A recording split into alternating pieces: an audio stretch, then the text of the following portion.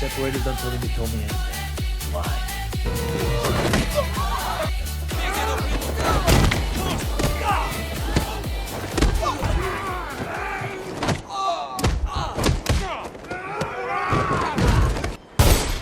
Cerita diawali dengan menampilkan seorang anak kecil bernama Mei yang sedang berjalan di suatu stasiun kereta api dengan raut muka yang tampak kebingungan dan ketakutan.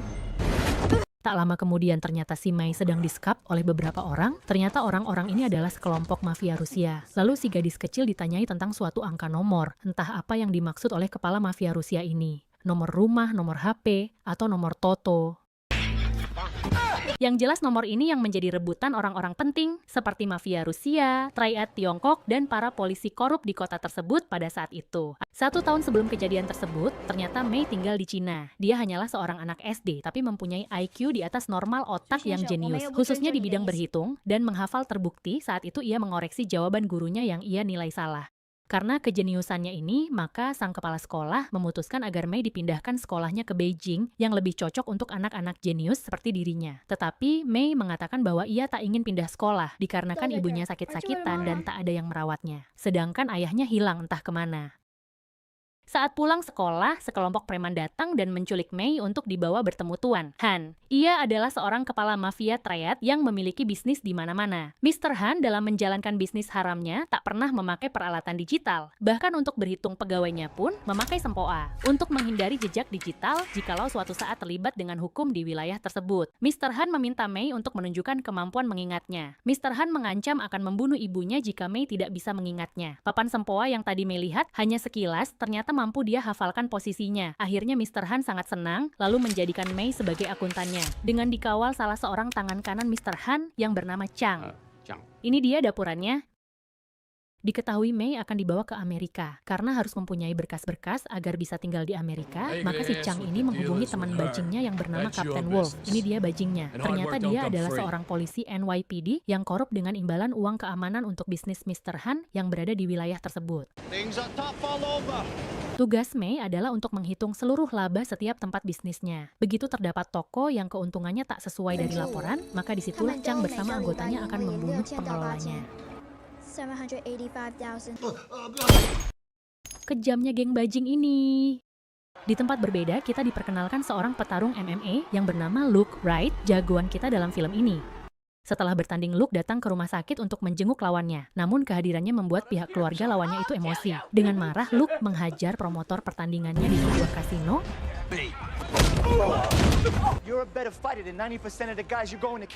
Jadi gini bos, sejak awal pertandingan sebenarnya sudah disetting agar Luke kalah dari lawan tandingnya. Tetapi karena Luke dipasangkan sama lawan yang terlalu amatir, maka hanya dengan sekali pukul, lawannya tumbang. Si promotor ini malah mengalami kerugian karena ulahnya. Orang-orang yang harusnya menang taruhan judi malam itu malah jadi kalah. Dan salah satunya adalah seorang pimpinan mafia Rusia yang mengalami kerugian sampai 15 miliar.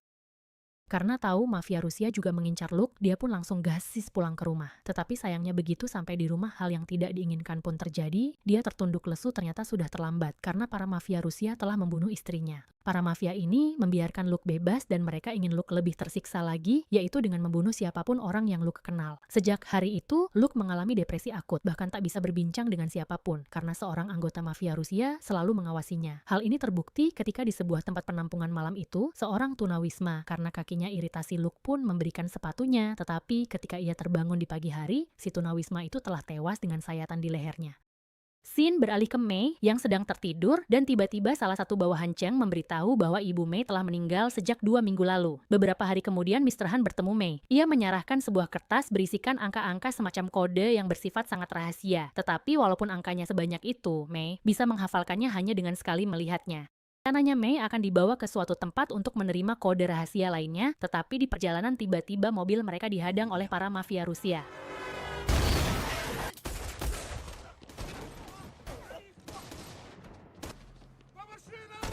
Mei pun diculik dan dibawa ke sang pimpinan sekte mafia Rusia. Karena kode itu bersifat sangat rahasia, Mei tak mau membuka mulut, maka dari itu wanita yang mengabarkan kematian ibunya, Mei didatangkan. Ternyata ia berkhianat dari bajing Chang. Wanita ini akan diberi imbalan yang banyak jika bisa membujuk Mei untuk mengatakan kode yang ia hafal itu. Wanita ini pun malah tewas didor oleh mafia. Dengan informasi dari Chang, akhirnya polisi anak buah Kapten Wolf mengepung gedung tempat mafia Rusia itu. Melihat situasi ini, May memanfaatkannya untuk kabur keluar dari gedung tersebut.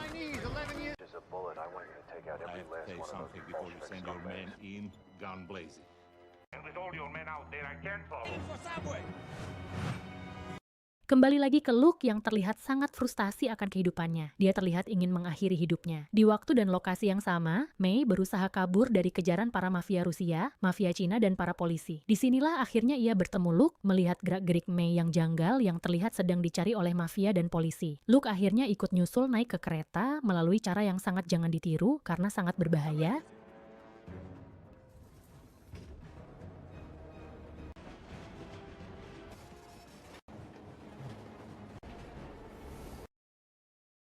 May yang saat itu berusaha kabur dari kejaran para mafia Rusia telah sampai di gerbong paling depan dan saat itulah Luke muncul menyelamatkannya.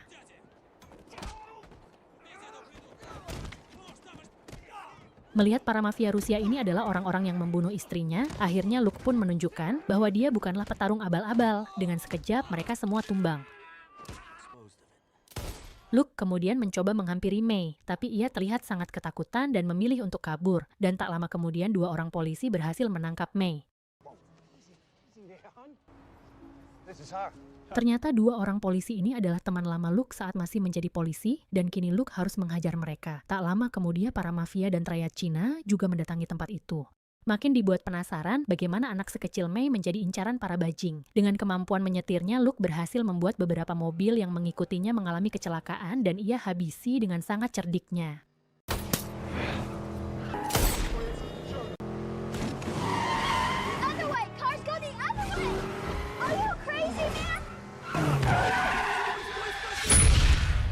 A lot of innocent people are gonna get hurt. Want that?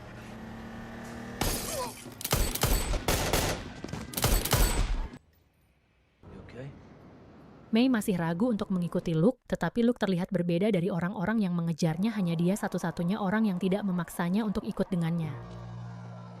Lalu Luke membeli pakaian serta memesan sebuah kamar di Hotel Bintang 7 yang ia bayar pakai kartu kredit mafia Rusia yang dia hajar di kereta tadi. Karena alat pelacak yang berada pada May masih aktif, dan Chang segera menyusul ke sana. Di lain sisi, para mafia serta Kapten Wolf dibuat kebingungan. Siapakah orang yang menyelamatkan May? Tak lama kemudian bawahannya menginformasikan bahwa ini semua ulah Luke. Seketika si Kapten pun terdiam. Di hotel, Luke mencoba mencari tahu apa yang membuat May menjadi incaran semua orang. Dari pembicaraan ini kita diberitahu Luke bisa langsung memahami inti masalah, bahkan langsung tahu apa fungsi dari kode rahasia yang May miliki saat ini.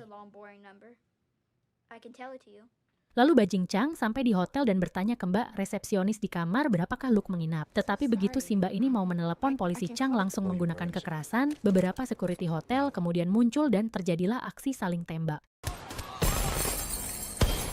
Suara tembakan itu membuat Luke menyadari adanya alat pelacak pada May. Ia juga menyuruhnya untuk segera menuliskan kode berangkas tadi, serta jika May tertangkap, ia harus merahasiakan semua percakapannya dengan Luke. BJ Cheng memerintah jongosnya untuk menjaga semua akses masuk dan memastikan May tidak bisa kabur. Keadaan semakin kacau, May akhirnya ditangkap oleh Chang, sedangkan Luke kabur dengan melompat lewat jendela.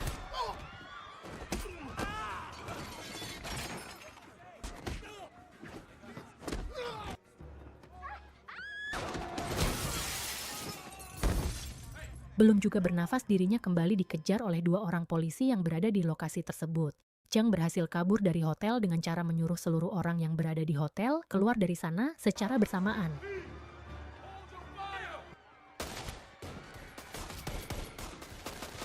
Di tempat lain, Luke yang melanjutkan pelariannya menggunakan taksi sepanjang jalan. Ia terlihat kesal dan mencoba mencari cara agar bisa menyelamatkan May. Terbesitlah ide dengan menggunakan HP mafia Rusia yang ia habiskan tadi. Ia pun menelepon Vasily, anak dari gembong mafia Rusia. Ternyata Luke juga mampu berbahasa Rusia. Dirinya berpura-pura sebagai bawahan Vasily yang di kereta tadi. Dia bilang kalau dirinya berhasil mendapatkan kode yang mereka incar selama ini. Alhasil Vasily mengundangnya untuk datang ke restoran malam itu juga. Malam itu Kapten Wolf dipanggil menghadap sang wali kota. Kita sebut saja Mulyono. Ternyata Pak Wali Kota jauh lebih tahu siapa Luke sebenarnya. Dahulu sebelum Mulyono ditunjuk menjadi wali kota, saat itu kota Manhattan menerima berbagai serangan dari teroris dan pimpinan mafia lainnya. Ternyata Luke lah yang ditugaskan memberikan kekacauan saat itu. Luke selalu bekerja seperti hantu, siapapun yang menjadi targetnya. Tak lama kemudian akan menghilang dari peredaran seakan-akan mereka mati karena bunuh diri dan mati karena kecelakaan. Dan setelah menyadari kalau institusinya korup, akhirnya Luke berhenti dari kepolisian. Mulyono pun panik ketika Kapten Wolf mengatakan semua kekacauan ini hanya karena sebuah kode. Ia langsung memerintahkan agar seluruh akses keluar kota ditutup segera. Sedangkan Mei saat ini dibawa menghadap Mr. Han, mereka ingin memastikan apakah Mei membocorkan soal kode yang ia hafalkan. Dengan kecerdikan, Mei mengatakan bahwa dia tidak membocorkan kode itu kepada siapapun. Dan akhirnya, Mr. Han mempercayainya. Scene beralih ke Luke, dia mengajak seorang kupu-kupu malam untuk ia bawa masuk ke restoran tempat Vasily berada. Dengan begitu penyamarannya cukup sempurna dan kehadirannya tidak disadari siapapun. Setelah mengamati dengan cermat, Luke langsung memulai aksi brutalnya. Where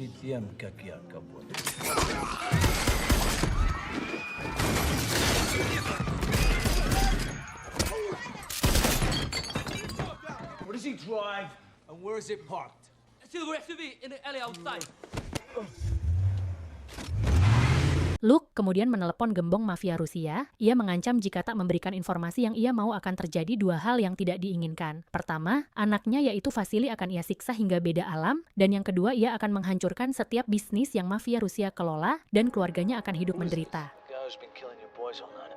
Do you think you can blackmail me because you have Vasily? Kill him and go to hell. Karena baru hari ini saja Luke sudah membunuh banyak anggotanya. Mendengar fakta tersebut, akhirnya gembong mafia ini memberitahu apa isi dari berangkas yang mereka incar selama ini, yaitu uang sejumlah 30 juta US dollar atau setara dengan 500 miliar rupiah. Wow, nilai yang sangat membagongkan. $50 million.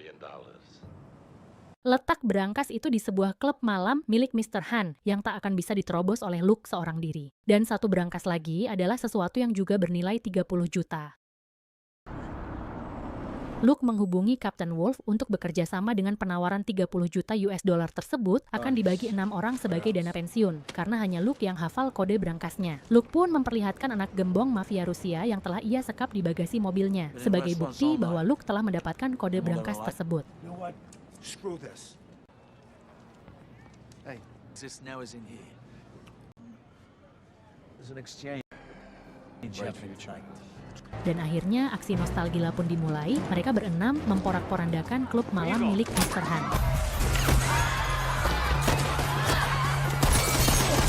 Karena jumlah anak buah mafia Cina ini sangat banyak, salah satu dari 6 serigala ini tewas dalam baku tembak tersebut.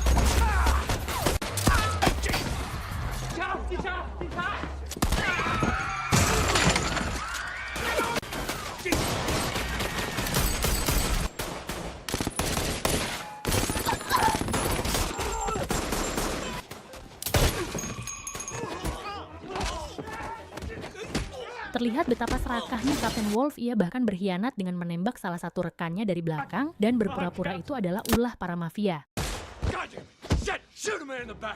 Mereka berempat berhasil tiba di ruang penyimpanan bawah tanah. Berangkas itu berada di balik pintu besi. Mereka telah menyiapkan bom untuk menghancurkannya.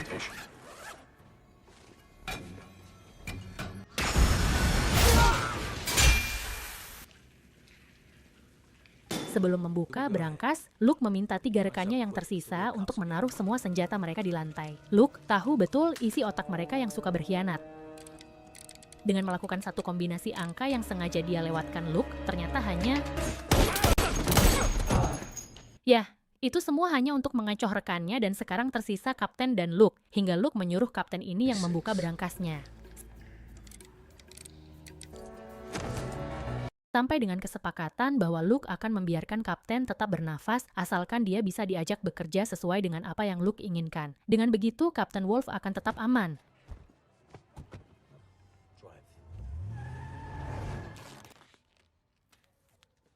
Dengan menggunakan ponsel Kapten Wolf, Luke kemudian menelepon Mulyono wali kota. Ia menyampaikan ia telah memiliki uang 30 juta dolarnya Jadi begini ceritanya bos, uang yang Luke bawa saat ini adalah milik Mr. Han. Uang ini adalah untuk pertukaran dengan sebuah disk. Disk yang berisi catatan kriminal, catatan transaksi para mafia dan teroris, bahkan yang berhubungan dengan pemerintah korup juga. Disk inilah isi berangkas kedua yang tadi dikatakan senilai dengan uang 30 juta US dollar. Luke menginginkan berbicara dengan Alex, teman lama Luke saat masih bekerja layaknya hantu mengakhiri para mafia dan teroris pada saat sebelum Mulyono jadi wali kota. Luke meminta Alex agar ia membawakannya sesuatu yang berharga, yang tak lain adalah May, untuk nantinya melakukan pertukaran dengan uang 30 juta dolar itu. Dan akhirnya, Give the girl the combination to your safe.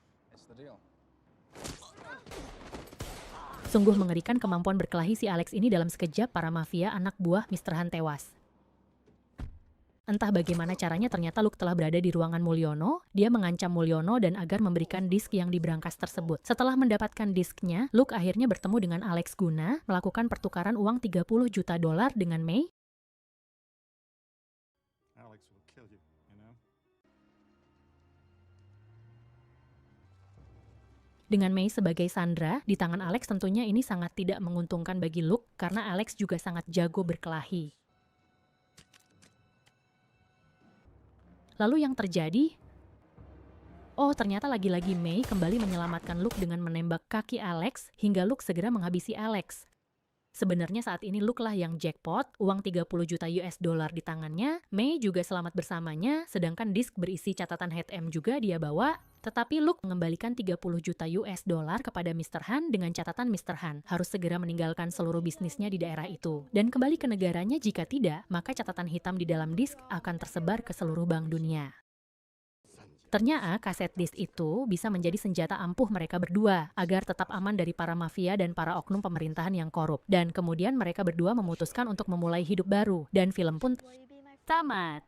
Demikianlah alur cerita film kali ini. Mohon maaf jika ada kata atau apapun yang kurang berkenan di hati teman-teman semua. Saya Sita mohon pamit, sampai jumpa di alur cerita berikutnya.